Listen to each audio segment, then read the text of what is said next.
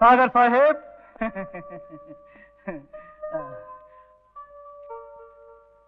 ಏನಿದು? ತಗೊಳ್ಳಿ.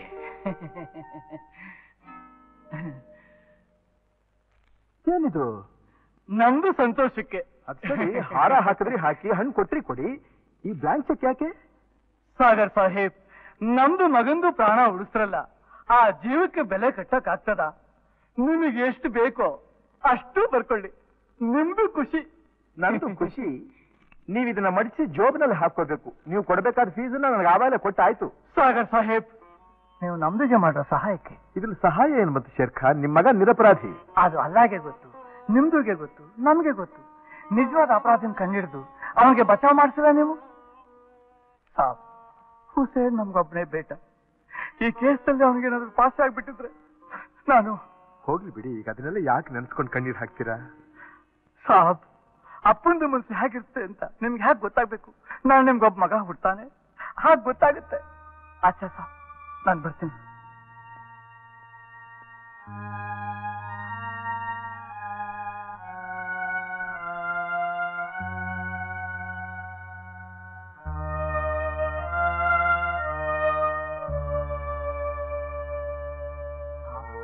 ಅಪ್ಪಂದು ಮನಸ್ಸು ಹೇಗಿರುತ್ತೆ ಅಂತ ನಿಮ್ಗೆ ಯಾಕೆ ಗೊತ್ತಾಗ್ಬೇಕು? ನಾಳೆ ನಿಮ್ಗೊಬ್ಬ ಮಗ ಹುಡ್ತಾನೆ, ಆಗ ಗೊತ್ತಾಗುತ್ತೆ. ಸಾಬ್, ಅಪ್ಪಂದು ಮನಸ್ಸು ಹೇಗಿರುತ್ತೆ ಅಂತ ನಿಮ್ಗೆ ಯಾಕೆ ಗೊತ್ತಾಗ್ಬೇಕು? ನಾಳೆ ನಿಮ್ಗೊಬ್ಬ ಮಗ ಹುಡ್ತಾನೆ, ಆಗ ಗೊತ್ತಾಗುತ್ತೆ.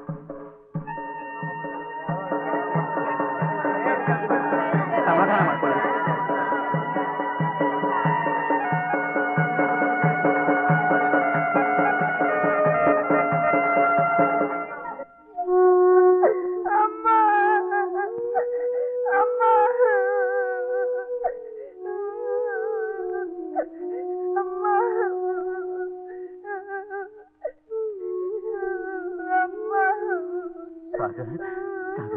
ಅಳಬೇಡ ಕಂದ, ಅಳಬೇಡಪ್ಪ. ಇನ್ನೆಲ್ಲ ಅಮ್ಮನಪ್ಪ, ಇನ್ನೆಲ್ಲ ಅಮ್ಮ? ನಿಮ್ಮಮ್ಮ ನಮ್ಮನ್ನೆಲ್ಲ ಬಿಟ್ಟು ದೂರ ಹೊರಟೋಗ್ಬಿಟ್ಲು. ಇನ್ಮೇಲೆ ನನಗೆ ಅಪ್ಪ ಅಮ್ಮ ಎಲ್ಲ ನಾನೇ.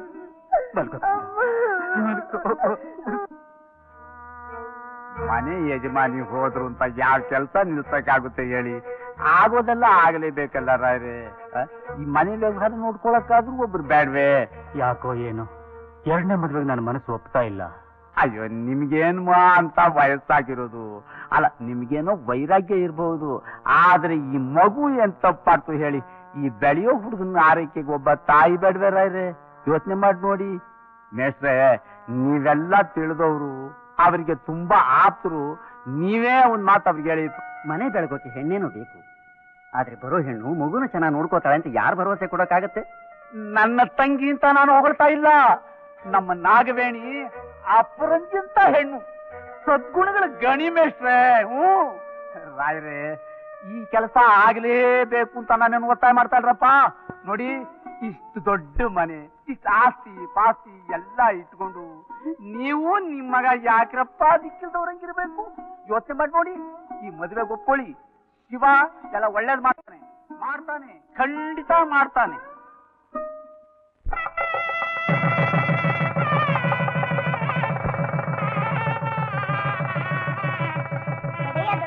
ಏನ್ ಬುದ್ಧಿ?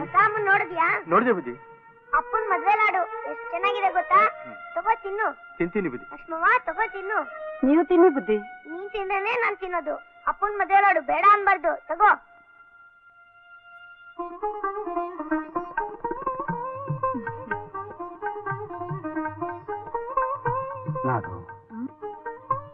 ನಾನು ಎರಡನೇ ಮದುವೆ ಮಾಡ್ಕೊಂಡಲ್ಲ ಅಂತ ನೀನ್ ಮನಸ್ಸಿನಲ್ಲೇ ಕೊರಗಬೇಡ. ನಾನ್ ನಿನಗೆ ಯಾವ ಕಷ್ಟನೂ ಕೊಡಲ್ಲ, ಯಾವುದ್ರಲ್ಲೂ ಕಡಿಮೆ ಮಾಡಲ್ಲ. ನೀನ್ ಯಾವಾಗ್ಲೂ ಹೀಗೆ ನಗ್ನಿಗ್ತಾ ಇದ್ರೆ ನನಗಷ್ಟೇ ಸಾಕು. ನಿಮ್ಮ ನನ್ನ ಮಾತು ಕೇಳ? ಒಂದೇನು 100 ಕೇಳು. ನೀವು ಬೇಜಾರ್ ಮಾಡ್ಕೋಬಾರ್ದು.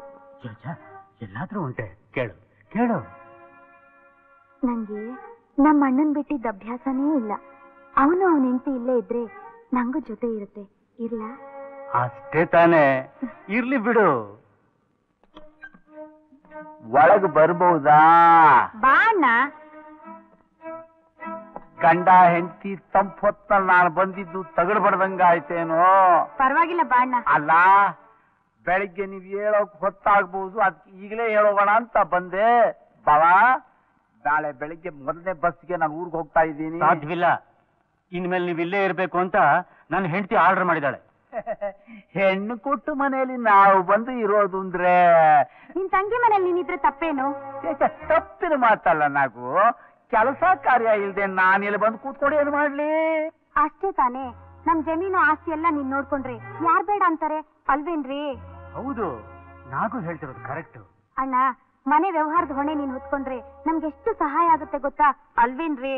ಹೌದು, ನೀನು ಹೇಳಿದ್ಮೇಲೆ ಮುಗೀತು. ನನ್ನಿಂದ ನಿಮಗೆ ಸಹಾಯ ಆಗುತ್ತೆ ಅಂದ್ರೆ ನನ್ ಜೀವ ಕೊಡಕ್ಕೂ ಸಿದ್ಧ. ಇಲ್ಲೇನ್ ಮಾಡ್ತಿದ್ಯೋ ಮರಿ? ನೀವ್ ಮಾತಾಡೋದನ್ನ ಕೇಳ್ತಾ ಇದ್ದೀನಿ. ಅಯ್ಯೋ, ಎಷ್ಟು ಮುದ್ದಾಗಿ ಮಾತಾಡ್ತಿದ್ಯೋಪ್ಪ. ಬಾಪ, ಯಾಕೆ? ಒಂದು ಗುಟ್ಟು ನಿನ್ನ ಹತ್ರ ಮಾತ್ರ ಹೇಳೋದು. ಬಾಪ, ನಾನ್ ಬರಲ್ಲ. ನೋಡ, ನಾ ಕರೆದ್ರೆ ಬರಲ್ಲ ಅಂತ ಹೇಳ್ಬಾರ್ದಪ್ಪ. ಬಾಪ,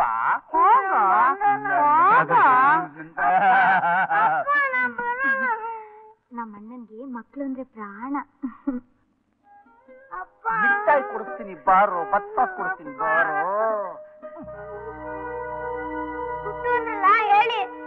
ಹೇಳಿ. ಅದು ಗಂಡ ಹೆಂಡತಿ ರೂಮ್, ನೀನಲ್ಲಿ ಕಾಲಿಡಬಾರ್ದು. ಅದು ಅಪ್ಪಾಜಿ ರೂಮು, ನಾ ಅಲ್ಲೇ ಇರೋದು. ಸಾರಿ ಏನಾದ್ರು ನೀನು ಆ ರೂಮಿಗೆ ಕಾಲಿಟ್ಟು ನಿನ್ ಕಾಲ್ ಕಟ್ಟ ಸಾಕ್ಬಿಡ್ತೀನಿ. ಸತ್ತು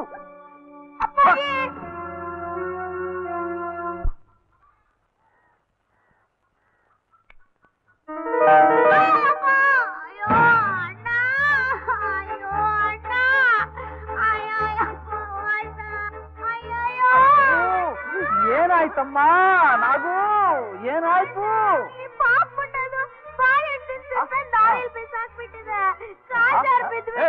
ಏನು ತಬ್ಲಿ ಮುಂದೆ ಮನೆಯಾಳ ಇಂತ ಅನಿಷ್ಟ ಕೆಲಸ ಏನು ನೀನ್ ಮಾಡೋದು?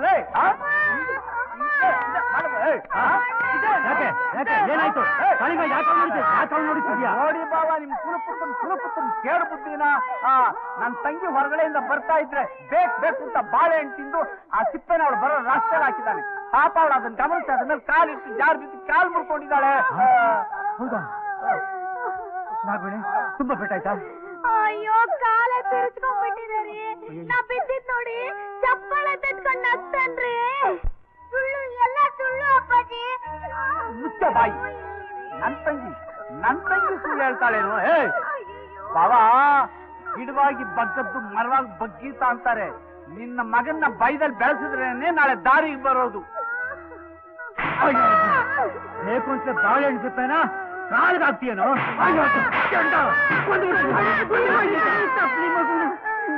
ಅಂತೀನಿ. ತಪ್ಪಲಿ ಆದ ಅಕ್ಷಣಕ್ಕೆ ಅಂತ್ಯ ಸಿಕ್ಕ ಏನು ಬೇಡವೇನೆ?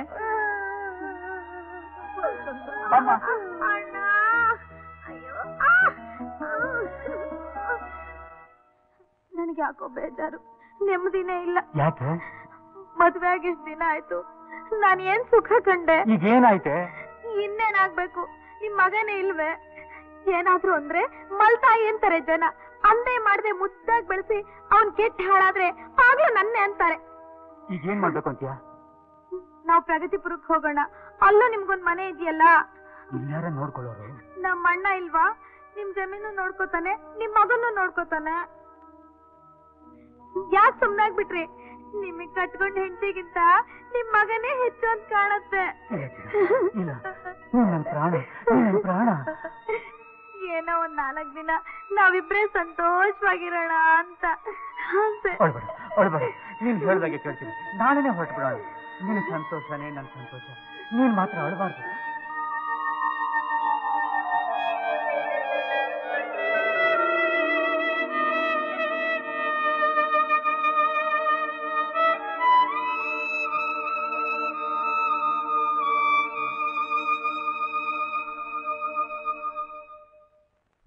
Sudha present miss. Sarala? Yes madam. Ragini? Yes madam. Richa? Yes madam. Alamelu? Yes madam. Shashirekha? Yes madam. Shashirekha, ಭಾನುವಾರ ಚೌಡಯ್ಯ ಹಾಲ್ನಲ್ಲಿ ನಾಟ್ಯ ಮಯೂರಿ ಸ್ಪರ್ಧೆ ಇಟ್ಟಿದಾರಂತಲ್ಲ, ನೀನು ಪಾರ್ಟಿಸಿಪೇಟ್ ಮಾಡ್ತಾ ಇದೀಯಾ? ಹೌದು ಮೇಡಮ್. ಅದ್ರಲ್ಲಿ ಗೆದ್ರೆ ಅಕಾಡೆಮಿಯವರು ಶಶಿನ ಅಮೆರಿಕ ಕಳಿಸ್ತಾರಂತೆ ಮೇಡಮ್. ಶಶಿ ಖಂಡಿತ ಗೆಲ್ತಾಳೆ, ನನಗ ನಂಬಿಕೆ ಇದೆ. ನಿನ್ನಂತ ಸ್ಟೂಡೆಂಟ್ಸ್ ಇಂದ ಕಣಮ್ಮ ನಮ್ ಕಾಲೇಜಿಗೆ ಕೀರ್ತಿ. Thank you madam.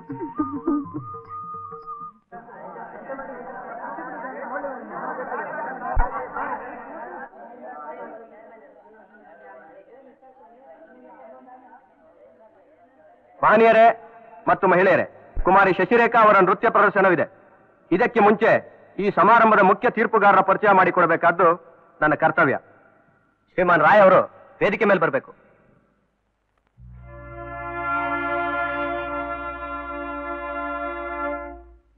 ನಮಸ್ಕಾರ. ನಮಸ್ಕಾರ. ಬನ್ನಿ. ಶ್ರೀಮಾನ್ ರಾಯ್ ಅವರು ನಮ್ಮ ದೇಶದ ಸುಪ್ರಸಿದ್ಧ ಕಲಾ ವಿಮರ್ಶಕರು. ನಾಟ್ಯ, ಶಿಲ್ಪ, ಚಿತ್ರಕಲೆಗಳ ಬಗ್ಗೆ ಬಹಳ ಆಳವಾಗಿ ಅಧ್ಯಯನ ಮಾಡಿ ಪರಿಣಿತರಾಗಿದ್ದಾರೆ. ಅವರು ಬರೆದಿರೋ ಭಾರತೀಯ ಸಂಸ್ಕೃತಿ ಅನ್ನೋ ಗ್ರಂಥ ನಮ್ಮಲ್ಲೇ ಅಲ್ಲದೆ ವಿದೇಶಗಳಲ್ಲೂ ಕೂಡ ಮಾನ್ಯತೆ ಪಡೆದಿದೆ.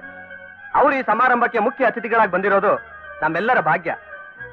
ಶ್ರೀಮಾನ್ ರಾಯ್ ಅವರಿಗೆ ನಿಮ್ಮ ಪರವಾಗಿ ಈ ಪುಷ್ಪಮಾಲೆ ಅರ್ಪಿಸ್ತಾ ಇದ್ದೀನಿ.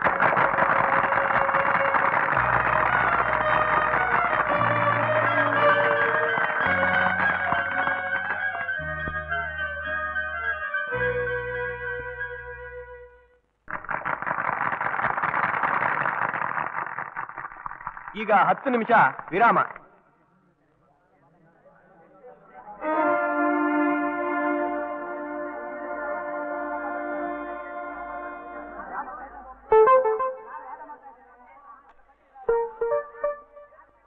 ಎಕ್ಸ್ಕ್ಯೂಸ್ ಮೀ, ನನ್ನ ಜ್ಞಾಪಕ ಇದೆಯಾ ತಮಗೆ? ಯಾರೋ ಗೊತ್ತಾಗ್ಲಿಲ್ವಲ್ಲ. ಚಿತ್ರ ಪರಿಷತ್ ಕಲಾಗಾರದಲ್ಲಿ ನಾನೊಂದು ಚಿತ್ರ ಪ್ರದರ್ಶನ ಏರ್ಪಾಡು ಮಾಡಿದಾಗ ತಾವಲ್ಲಿ ಬಂದಿದ್ರಿ. ನನ್ನ ಪೇಂಟಿಂಗ್ಸ್ ನ ನೋಡಿ ನೀವು ಪತ್ರಿಕೆಯಲ್ಲಿ ವಿಮರ್ಶೆ ಮಾಡಿದ್ರಿ. ಜ್ಞಾಪಕ ಇದೆಯಾ? ಓ, ನೀವು ಸಾಗರ್ ಅಲ್ವಾ? ಹೌದು. ಈಗೇನ್ ಮಾಡ್ತಾ ಇದ್ದೀರಾ? ನಾನೀಗ ಚಿತ್ರ ಬರೆಯೋದನ್ನ ಬಿಟ್ಬಿಟ್ಟೆ. ಯಾಕೆ? ತುಂಬಾ ದಿವಸದಿಂದ ನೀವು ಸಿಕ್ಕರೆ ಒಂದು ಪ್ರಶ್ನೆ ಕೇಳಬೇಕು ಅಂತ. ಕೇಳಿ. ನಾನೊಬ್ಬ ಪ್ರಸಿದ್ಧ ಚಿತ್ರಕಲಾಕಾರನಾಗಬೇಕು ಅಂತ ಬಹಳ ಆಸೆ ಇತ್ತು. ನನ್ನ ಇಡೀ ಜೀವನ ಕಲೆಗೋಸ್ಕರ ಮುಡುಪಾಗಿಡಬೇಕು ಅಂತ ನಿರ್ಧಾರ ಮಾಡ್ಕೊಂಡಿದ್ದೆ. ಆದ್ರೆ ಆ ನನ್ನ ನಿರ್ಧಾರ ಬುಡಮೇಲಾಗೋಯ್ತು. ನಿಮ್ಮನ್ನ ಆ ಶಕ್ತಿ ಇತ್ತಲ್ಲ ಮಿಸ್ಟರ್ ಸಾಗರ್. ನೀವು ಅದನ್ನು ಮುರಿದು ಬಿಟ್ರಲ್ಲ ಸರ್. ನಿಮ್ಮ ವಿಮರ್ಶೆಯಲ್ಲಿ ಇದು ಕೇವಲ ಪ್ರೌಢಶಾಲಾ ಮಟ್ಟದ ಚಿತ್ರಕಲೆ ಅಂತ ಬರೆದಿದ್ರಲ್ಲ, ಯಾಕೆ? ದಯವಿಟ್ಟು ನಿಜ ಹೇಳ್ತೀರಾ? ಅದಕ್ಕೆ ನಿಮ್ ತಂದೆ ವಿಶ್ವನಾಥ ರಾಯರೇ ಕಾರಣ. ಅವ್ರು ನನ್ನ ಹತ್ರ ಬಂದು ಕಣ್ಣಲ್ಲಿ ನೀರು ಹಾಕೊಂಡು ನಿಮ್ ಪ್ರಯತ್ನಕ್ಕೆ ಸ್ವಲ್ಪ ಕೂಡ ಉತ್ತೇಜನ ಕೊಡ್ಕೊಡುದು ಅಂತ ಬೇಡ್ಕೊಂಡ್ರು. ಅದರಿಂದ ಅವರ ಬಯಕೆ ನಿಮ್ ಭವಿಷ್ಯ ಎರಡೂ ಹಾಳಾಗುತ್ತೆ ಅಂತ ಕೇಳ್ಕೊಂಡ್ರು. ಒಂದು ಕುಟುಂಬಕ್ಕೆ ಒಳ್ಳೇದಾಗೋದ್ರಿಂದ ನನ್ನ ಮನಸ್ಸು ವಿರುದ್ಧವಾಗಿ ನಡ್ಕೊಂಡ್ರೂ ಪರವಾಗಿಲ್ಲ ಅಂತ ಹಾಗೆ ಬರೀಬೇಕಾಯ್ತು. I am very sorry mister Sagar, I am very ಸಾರಿ.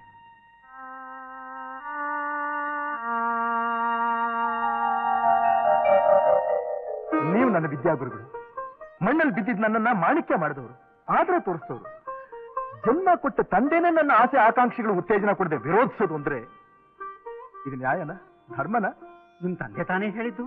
ಯಾವುದೋ ಜ್ಞಾನದಲ್ಲಿದ್ದ, ಏನೋ ಹೇಳ್ದ. ಅವನಿಗೆ ನಾನ್ ಹೇಳ್ತೀನಿ ಬಿಡು. ಈಗೇನಪ್ಪ ನಿನ್ನ ಆಸೆ? ಇದೇ ಚಿತ್ರಕಲೆನ ಮುಂದುವರಿಸಬೇಕು ಅಂತ ತಾನೆ? ಹೌದು, ಮುಂದುವರಿಸು. ಊರು ತುಂಬಾ ಲಾಯರ್ಗಳಿದ್ದಾರೆ, ಅವ್ರನ್ನ ಯಾರು ಕೇಳ್ತಾರೆ? ಅದೇ ನೋಡು, ವರ್ಷಗಳ ಕಳೆದ್ರು ಜಕಣಾಚಾರ್ಯನ ಯಾರು ಮರ್ತಿಲ್ಲ, ರವಿವರ್ಮನ್ನೂ ಯಾರೂ ಮರ್ತಿಲ್ಲ.